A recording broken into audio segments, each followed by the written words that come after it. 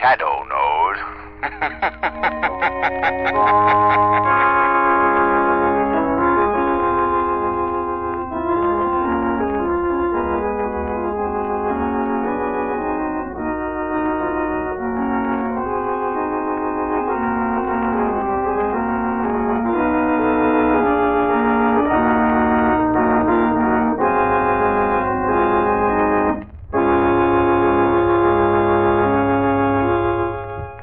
The Shadow has one great defense against the perils encountered in tracking down criminals: his ability to become invisible.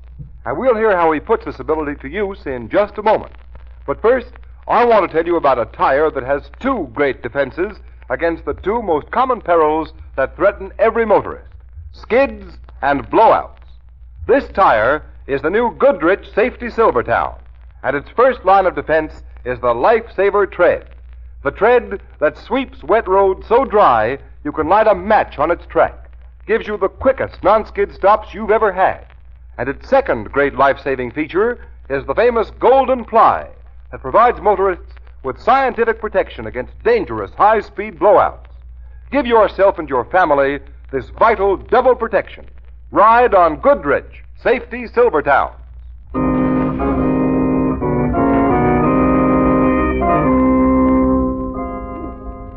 The Shadow, Lamont Cranston, a man of wealth, a student of science, and a master of other people's minds, devotes his life to righting wrongs, protecting the innocent, and punishing the guilty. Cranston is known to criminals as the Shadow. Never seen, only heard, his true identity is known only to his friend and companion, the lovely Margot Lane. Today's story, Fountain of Death.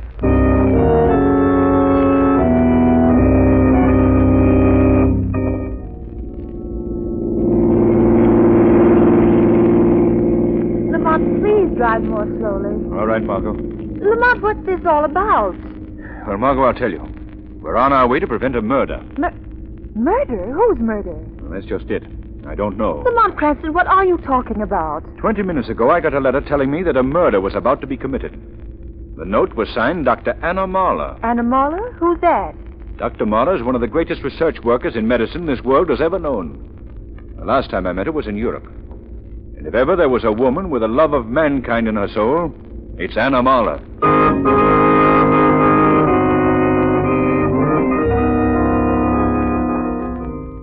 It was very good of you to come here, Mr. Cranston, and you too, Miss Lane. We're very glad to come, Dr. Marler. But your letter said murder, Dr. Marler. No, please, my friend. There's so little time left. You must listen to me. All right.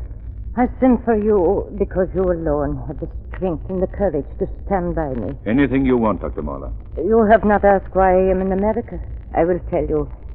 It is because there are powers in Europe who think only in terms of force and hate, who would stop my experiment. Oh, Mr. Cranston, will you help me, protect me while I work? That's why Miss Lane and I are here. In my letter, I said that a murder was to be committed tonight. The woman who is to be murdered is here in the very next room. Well, then let's go in. No, don't get excited. It is murder true enough, but old age is the murderer. The woman is 95 years old. 95 years old? Yeah? Why, I'm afraid I don't understand. What can I do? You can help me perform a miracle. Did you say miracle? If you and Miss Lane will come this way. Go ahead, Margot. Yes, Lamont. You see, she is dying. It is so pitiful. She is breathing her last. Yes.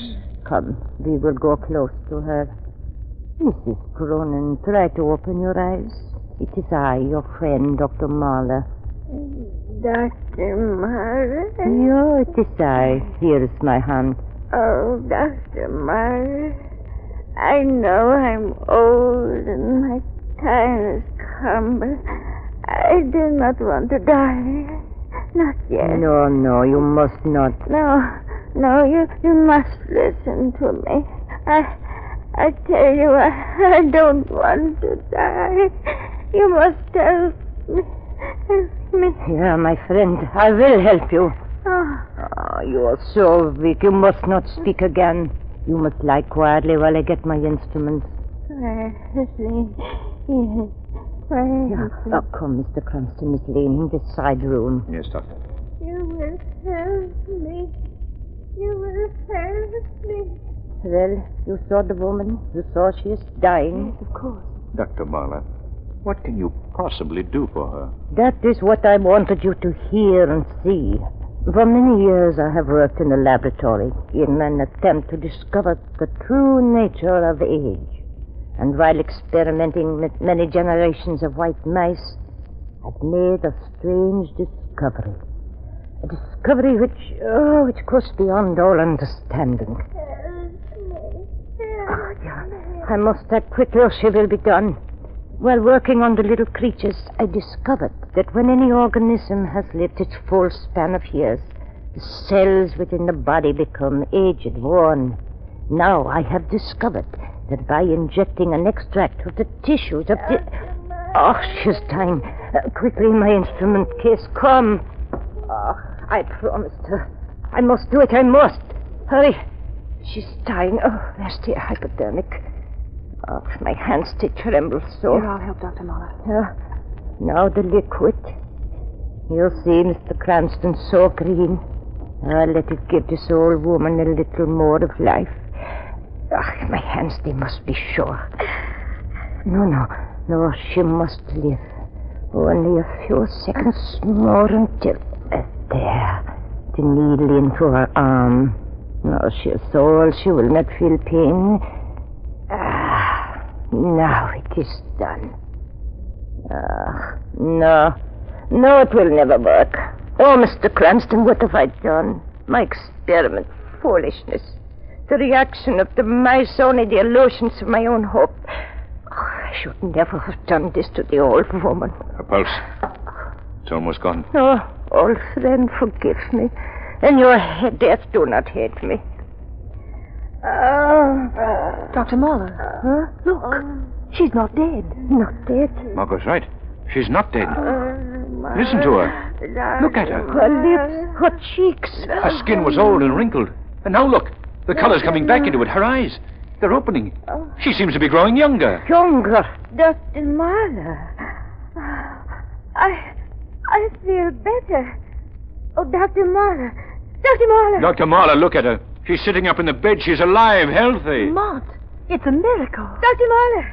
Oh, I feel as if I'm younger. Oh, look at my arms. They're warm, alive.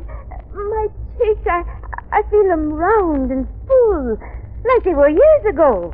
Why, you've made me young, Dr. Marla. Young!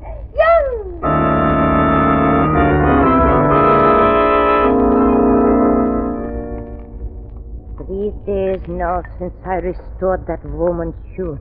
Oh, I have conquered age. May I come in, Dr. Marla? Oh, My apologies if I frighten you. who are you? My name is Gorlin. Colin. I'm flattered. I see that I'm not entirely unknown. You followed me. I was on the same ship. Oh, but why?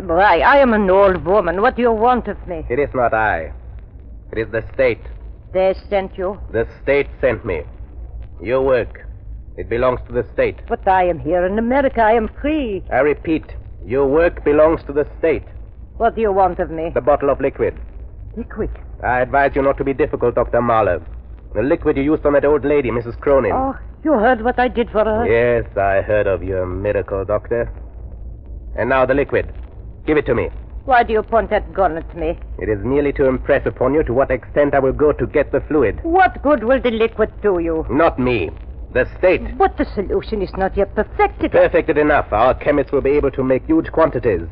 What will you do with it? With this in our possession, the state will have an army of men who will be young like gods forever. Soldiers supreme, and I will be their leader. Oh, no. Youth, everlasting youth. An army invincible. An army without end, sweeping the world. But you cannot make men young to kill. Make them young to live. My own regiment first. And then all the state. Oh, no.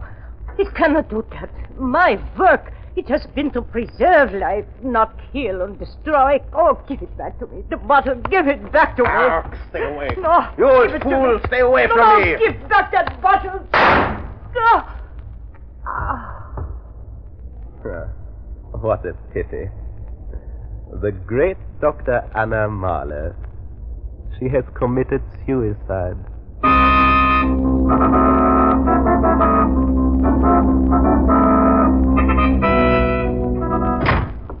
Dr. Mahler? Dr. Mahler? Strange she doesn't answer. She's always in her laboratory. Dr. Mahler? Funny. Dr. Mahler, Dr. Mahler? Dr. Mahler, what? Doctor. Doctor! Who did this to you? This is Cranston, Lamont Cranston. Doctor, try and speak. Tell me, who did this to you? Mr. Cranston, Yes, I'm listening. he took liquid. Who took it? Who? Soldiers. Army. New army. Who shot you, Doctor? Gorlin. He followed me across the ocean. He wants to use liquid for invincible army. Soldiers. Death. Dr. Mahler.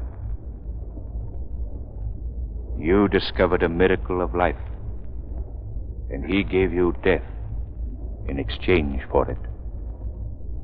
Rest well, Dr. Mahler. I swear this to you.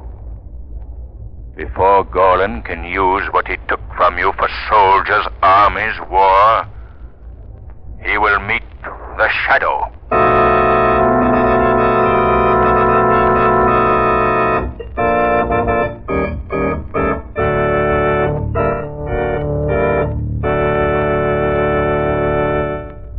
There's more thrilling action on the way in Act Two of The Shadow's adventure. In the meantime, motorists, have you ever thought at what speed danger takes the driver's seat in your car? The Shadow knows. The minute you hit over 40 miles an hour, your chances of a serious accident grow by leaps and bounds. Yes, danger begins at 40. Play safe. Slow down. But motorists, if roads are wet and slippery, can you slow down in time? Will your car skid, spin, swerve? Don't take chances. Equip your car now with the new Goodrich Safety Silvertown tire. Remember, this new Silvertown is the only tire that has the Lifesaver tread with its amazing road-drying action. Like a battery of windshield wipers, the Lifesaver tread sweeps the water right and left, forces it out through the deep drainage grooves, leaves a track so dry you can actually light a match on it. And when the tire leaves the track that dry, you can depend on it that it will stop you quicker, safer on a wet pavement than you've ever stopped before. And remember, when you ride on Silvertowns, you get still another life-saving feature, the famous golden ply to protect you against high-speed blowouts. Yet these life-saving Goodrich Silvertowns are yours at no extra cost.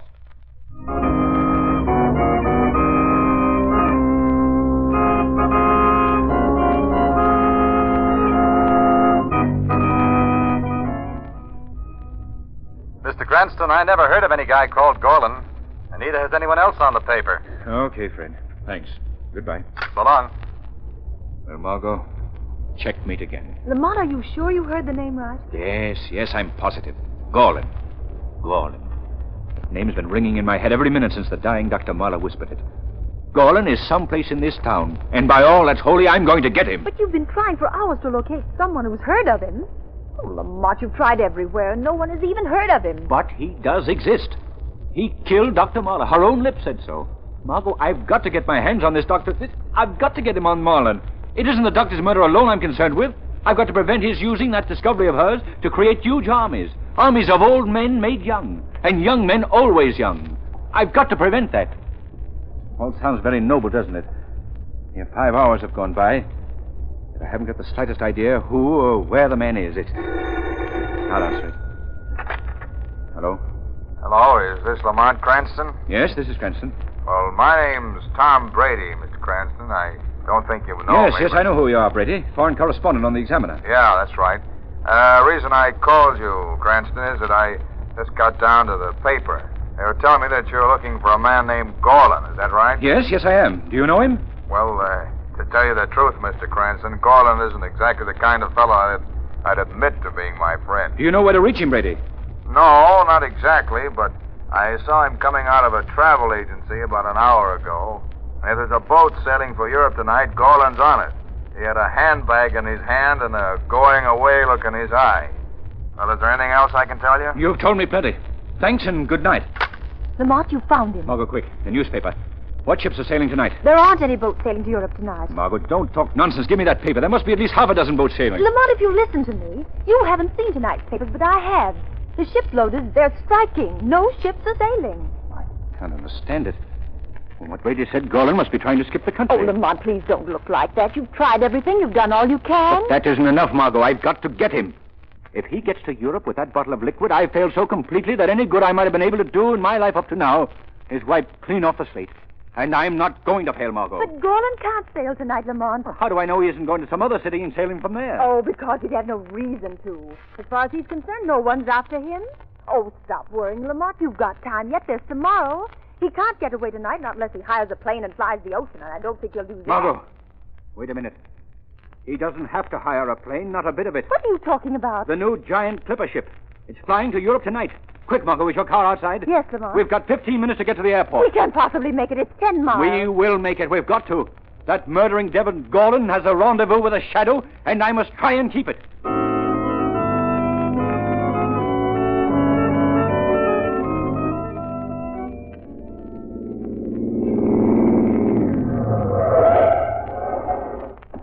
Lamont, the clipper ship is still here. Let's go, Margot. Come.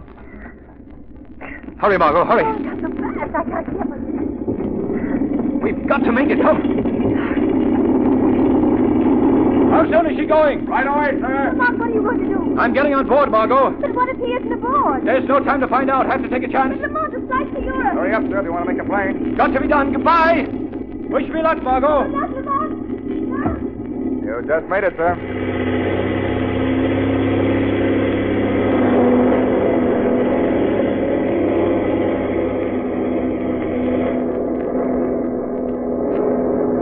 I beg your pardon, Stewart. At your service, sir. Is there a passenger on board by the name of Gorlin? Yes, sir. Mr. Gorlin is in cabin 3 on the corridor to the left, sir. I see. Thank you, Stewart.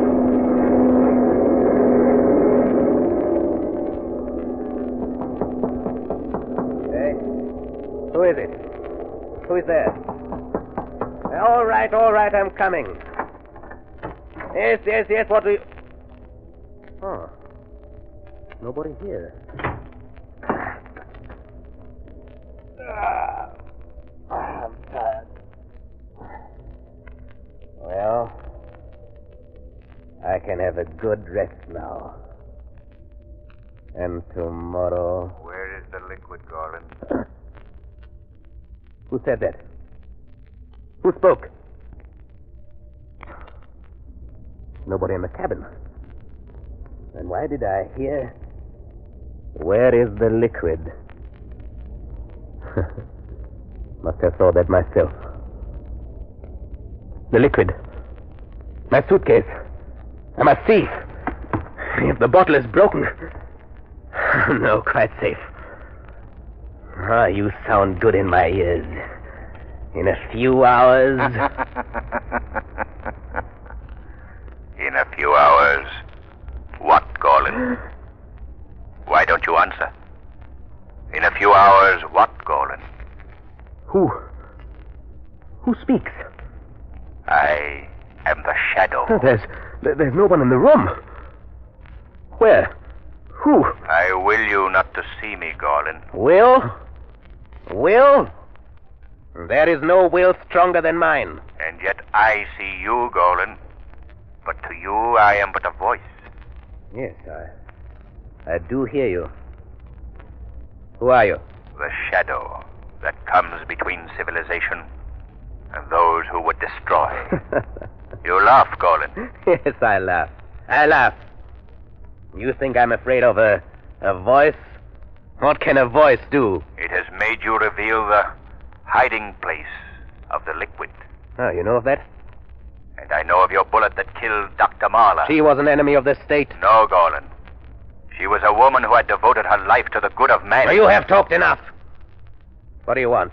The bottle of liquid in your hand. Well, why don't you take it from me?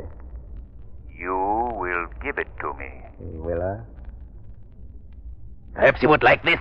The bullets in that gun won't help you this time, Gorlin. The room is small. I stand before the door and shoot around the walls. Where would you be then, Shadow? Don't press that trigger, Gorlin. So, you're like other men. You are afraid to die. Fool. The walls of the cabin are thin. Press that trigger and the bullets won't reach me. They'll reach the tanks of gasoline. Ah, yes, that's true. You had forgotten you were 5,000 feet up in the air, hadn't you, Gorlin? And now, give me the bottle. How can I fight what I cannot see? Well, I'm a man of the army. I know that sometimes to retreat is as good as to advance. I choose to retreat. Will you join me? What do you mean? Join me, you hear me? Join me. You with your power of hypnosis that hides you from human eyes. I with this elixir of youth. Between us we can hold Europe and all the world in our hands. Shadow, join me. My answer is, give me that bottle, Gorlin. It won't do you any good. Why do you say that? Because, with the liquid or without, the power of everlasting youth is mine. What do you mean? A few hours before leaving, I had the poor, lamented Dr. Marler's discovery analyzed. The ingredients of the liquid were remarkably simple. I could give you the bottle, but the formula remains in my head. So you see, my mysterious friend, you have no choice. You must join me. You are silent, eh? So we will drink to the future. A future of might and power and glory. Your glass, Mr. Shadow. I will set it here and mine here. All quite friendly. You will find this wine most excellent. And now, my glass. So, now, lift your glass. We will drink. Still silent. You will not join me. You are completely defeated, eh, Shadow? Very well, I drink alone. Good wine, Shadow. It is a pity you do not drink. The pity is for you, Gorlin. For me? But I drank. But what did you drink? I drank wine. You thought you palmed the little bottle very cleverly, didn't you? I do not know what you're saying. I am saying that as you poured the wine for me, the other liquid joined it in the glass. Dr. Marler's liquid. How clever of you to see that. Such a large dose of the rejuvenation liquid, it might have been most unfortunate for you. You should be very happy you did not drink. But you drank. Huh? You didn't see my hand reverse the glasses. Reverse? No. No, you lie. Smell the glass you drank from. No, you lie! I did not drink the liquid. Oh, I'll kill you. Where are you? I'll kill you. I'll cut my throat. Now you know I spoke the truth. Oh, no, I am all right. I must be all right. My destiny to lead great armies. No, you are wrong, Shadow. I suddenly feel stronger. Ha! You see, I am always victorious, Mr. Shadow. We shall see, Gorlin. What's happening to me? My head, it suddenly spins. That is the liquid beginning its work. No, it can't be. You should see your face, Gorlin. It's growing rounder, younger, like that of a young man. No, and it will grow even younger as the seconds tick by until you become a 16-year-old, then a small boy, then a baby, and finally depart from this earth. Do you hear me, Gorlin? You will vanish from this earth. No, you lie. You look about 16 now, Gorlin. I won't die this way. I won't. Don't open that window, you fool. I choose my own death, Shadow. I choose my own death. Ah!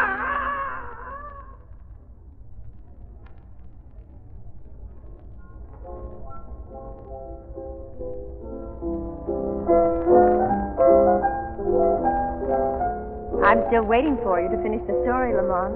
Wouldn't you rather hear me play, Margot? It's really much more interesting. No, the story first, please. Well, really nothing more to tell. Gorlin was killed when he leaped from the window of the plane. It must have been a horrible experience, Lamont. But did he really drink the rejuvenation liquid? No. However, I did fill his drink with a few drops of this harmless stimulant that I had in vial in my pocket. That exhilarated him, and the power of suggestion did the rest. Then Dr. Marlowe's secret is still safe? Yes, Marlowe. But I destroyed it. You see, there was good and bad in that liquid of youth. Dr. Marlowe wanted to give the world the good, and Gorlin sought to spread its evil. Spread it with an army of deathless soldiers marching like a scourge across the face of the earth. They're both dead now, and their secret has died with them.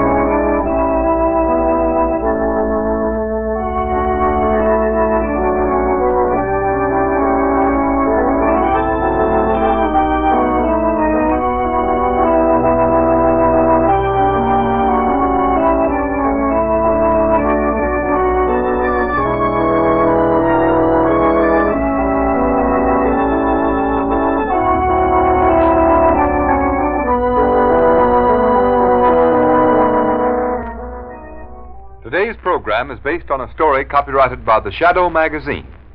All the characters and all the places named are fictitious. Any similarity to persons living or dead is purely coincidental.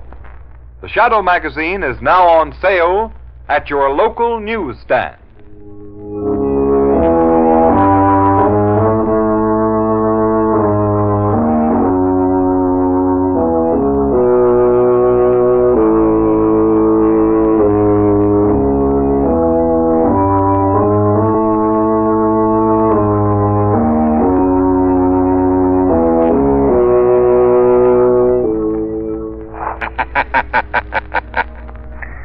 Let no man tempt you into crime.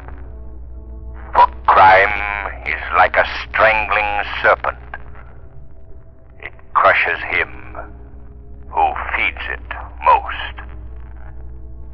Beware lest the serpent of crime ensnare you in his folds. Remember, crime does not pay. The Shadow knows.